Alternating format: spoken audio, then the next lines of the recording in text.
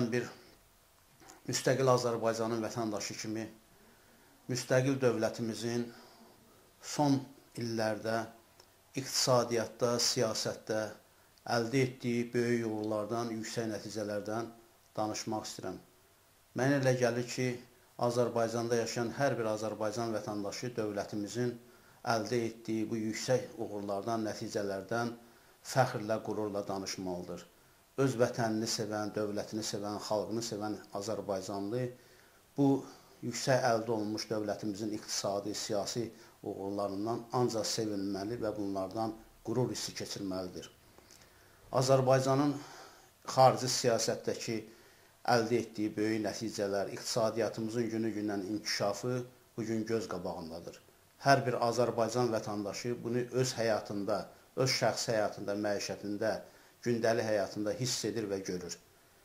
Azərbaycan 2000-ci ildən başlayaraq neft hasilatında əldə etdiyi yüksək nəticələr və Azərbaycanın neftdən gələn böyük gəlirləri Azərbaycan dövlətinin iqtisadiyyatının dinamik inkişafına, yüksək sürətlə inkişafına, bugün də Azərbaycan iqtisadiyyatının dünyada ən seçilən, yüksək inkişaf etmiş ölkələrdən birinə gətirib çıxarmışdır. Azərbaycanın xüsusən də Prezident İlham Əliyev tərəfindən apardığı bu uğurlu neft strategiyası öz bəhrəsini verir. Azərbaycanın hal-hazırdakı neft gəlirlərindən, neftdən və qazdan əldə edilən gəlirlər ölkəmizin bütün sahələrində, o cümlədən sənayedə, nəqliyyatda, kənd təsərrüfatında, xüsusən sosial sahələrdə özünü günbəgün göstərir.